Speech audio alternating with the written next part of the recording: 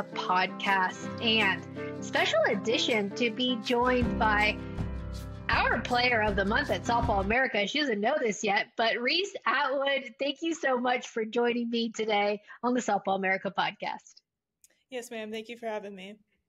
So we've named Reese the Softball America Player of the Month, and I'm going to go through some stats. She's hitting .585 with 9 home runs and a whopping 31 RBIs in the first month of play, which isn't even a full month. And I swear, Reese, every time I walk up to a game, and I don't know if it's just me, but you're driving in runs. So I remember in the Tennessee game, clutch moments, because I think we've all witnessed your greatness in those tough moments. But for you, what does your process look like when you are stepping into the box? Because it can be different for everybody. And I think just to hear what goes on in your mind mentally before you get in the box. Yeah, so before I step up to play, I like to look around and just make sure I understand the situation and what that moment calls for in the game. So just doing whatever I can to help my team out. Just staying relaxed, taking deep breaths, and understanding what the game calls in that moment. Preparation look like as a hitter? We'll get into the catching piece because as a sophomore catcher in your second year at Texas, former All Big 12 freshman team and second team All Big 12. But in terms of hitting, what does that preparation look like for you? Because I think nowadays there's so much data out there and you're able to analyze opposing pitchers, but what do you need from your hitting coach? What do you need before a game in order to get ready to face opposing pitchers? So my preparation looks more just being relaxed in the cages, not trying to do too much, just focus on whatever I'm going to be facing that weekend, the pitchers, what pitches they're going to be throwing, and just really coming up with more of a game plan. I feel like that's changed a lot from last year. Last year would be going to the cages, swing 300 times, and then walk out and think I was good. But I learned a lot from last year, and that was definitely to have game plans going in before to understand where I need to grow and get better at.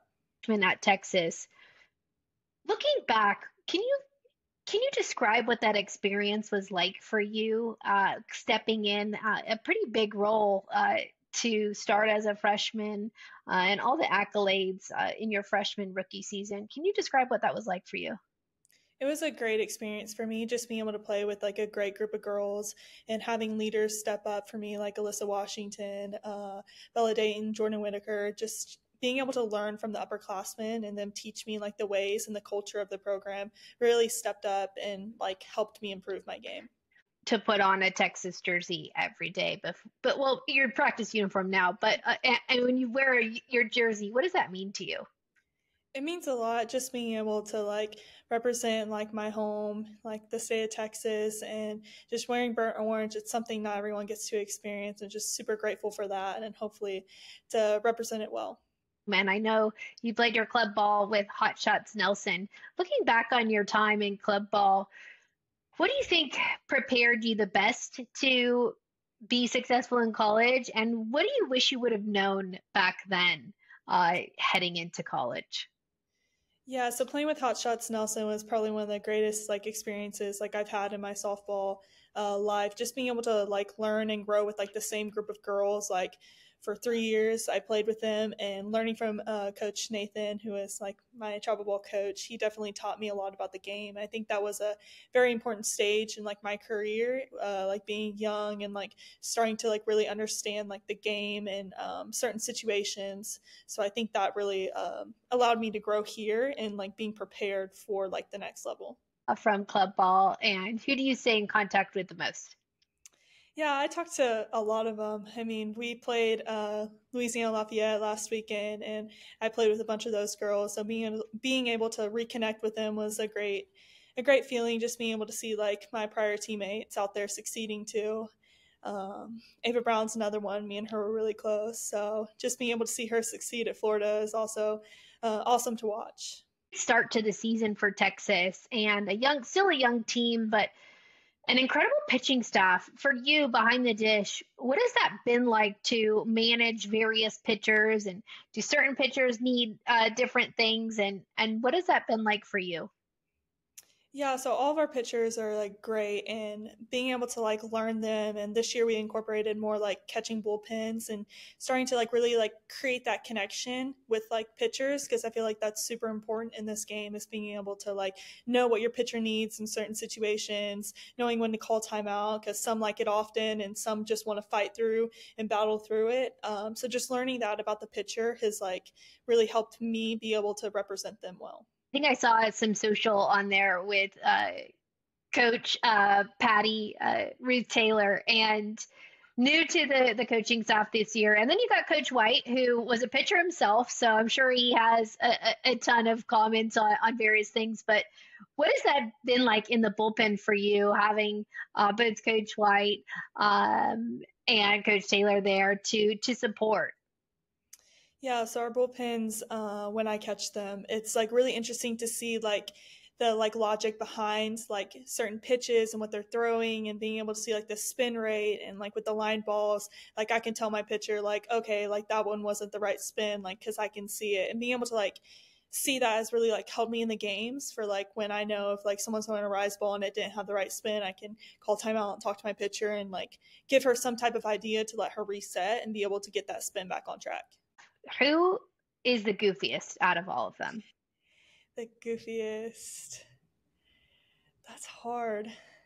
I think the goofiest would probably be either Tegan or Sit. Fun. And we've heard a lot about Deegan, and in her freshman season is just doing some big things. What have your conversations been like with Deegan? Because you were there just a year ago, and to be in the spotlight and to excel at this level, there's a lot of noise, right? So, have you had any conversations with her, and what's that relationship been like? Yeah, so Tegan is like one of the, like the strongest, like mentally like prepared like person on the team. Like I feel like she's got it all like figured out, like in her head. Like conversations with her are like really like easy, like they go well. Like when I call timeout, like she's very strong mentally, and I think that's like what's gonna really like help her succeed like throughout her career here.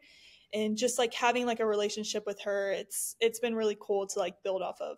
Go and say when you go to the circle when you call timeout? What it do, Tegan? But any of your pictures, like what do you say to them?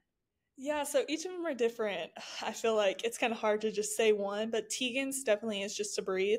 Like me and her, like take a deep breath, like together, and I think that's all she needs to reset.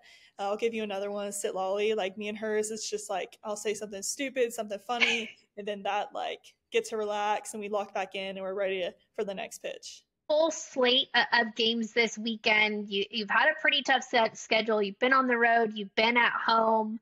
What makes this Texas team so special? Obviously, suffering its first loss against Stanford, which was a really close game. But what makes this team so special and makes it different from teams that you've been on in the past?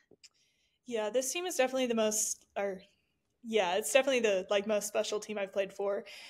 It's just like the family connection and like the culture that this program brings. Each girl is just there for the other, and like just being able to have like people that have your back in like every situation is like a really great like experience. Like for me, just knowing that I have 20 girls behind me that will do anything for me. On the docket, Northwestern State, Tarleton State, Hofstra, and then Penn State on a Monday night game. So what does that preparation look like for you heading into the weekend? What is a day in the life on game day for Reese Atwood? Day in the life is just eat a good meal, take a few cuts in the cages, like really prepare watching film, going over. We as like a team, we go over like film over the pitchers and just knowing like what they're gonna throw and like know what to hunt, and just take that into the game and create your own game plan and make sure you stick with it. It's called Cabo Bob's. It's like Chipotle, so it's like a Do little. they have a trailer outside the stadium? I don't think so. No. There is a taco truck or something outside of the There's stadium. one that like drives around, but I don't think it like stays there forever. And what's your order? It's just like a bowl with like rice, beans, chicken, cheese, corn. And then any pregame, like what's your pregame routine? like when you get to the field, do you have the same routine? Is it differ? What does that look like? So I'm not very like superstitious, so I kind of just keep it simple. Like we go through film, we warm up, we hit, just like really prepare for the game. I like to put my gear on like while everyone else is out on the field taking lines, and just like really like stretch out my legs and stuff to make sure I'm ready to go. But other And than that, it's not much. any game day hair, or it doesn't matter? It's the same hair. It's the low pony bubbles. I was gonna say, I feel like I always see some bubbles when I walk by. And what is on the road? Let's say the team's on the road. What's the favorite? Do you guys play games? Is there what is your favorite thing to do as a team when you're kind of on the road traveling? I'd say this sounds kind of crazy, but like our mobility, it's like it sounds crazy, but it's always fun. Like they make it fun, and always like there's always like chatter and things happening. I think it's like a great time for like the team to bond before a game, and it keeps us loose, but like at the same time, like we're able to like spend time together. And yeah. To the softball family and wider public that doesn't understand what mobility actually means. It's just stretching, working through pretty much every part of your body, making sure you're loose, working through anything that's tight.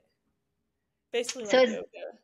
So is it like joints as well? Is it like kinetic stretching? Yes. Going through joints and stuff like that. So that's your favorite thing to do on the road, Reese. Seriously, that's it? Maybe some food. I feel like we don't have time to do much. Like we're on the road, we got practices, eat, sleep. We're going to do this again, and we're going to find something that the team does on the road for fun. Looking forward, what are your goals heading into conference play? Your first conference series will be against Houston at Houston, but what are your goals heading into the rest of the season? Yeah, I think our goals are just to take one game at a time and just be present in the moment. So this weekend, we're working on just beating the teams we're playing and not looking forward or past that. So we're going to take it step by step until we get to whoever we're playing. Supers to Tennessee. What did you learn from last season and the end of last season? Last season, I think like as a team, we just learned to like take in like that moment and like be present in the situations. So like as we're like losing that game, just understand like what that feels like and what we needed to do better as a team. So next year when we get put in that situation again, we're going to succeed. Some quick hits here so we can let you have some food and get back to hopefully get some rest here before the weekend. What is your favorite book? Or let's start with book. What's your favorite book? You can do audiobook too. So either one. I don't read. You don't read. Okay. Favorite movie or TV show? My favorite TV show is probably originals. Favorite book. Okay. No favorite book. No, we talked about your favorite restaurant. Do you have a favorite candy? Candy. Starburst or Nerd Clusters? I heard those in a while. And if you could give advice to 12-year-old Reese, what would you say to her? Just not to be so hard on yourself. Like understanding like what it takes, like the preparation and the practice, and it can be hard. So like there's no reason for you to be hard on yourself when the things you're already doing are like next level and hard. Yeah, that's about it. I love that. That's I think we all can say that for all areas of life, right? Yes, that's incredible. Well, Reese Atwood, our Softball America Player of the Month, thank you so much for joining me today on the Softball America podcast. Best of luck the rest of the season, and hopefully we'll be able to get out there and check some of your games in Austin. Yes, ma'am. Thank you for having me.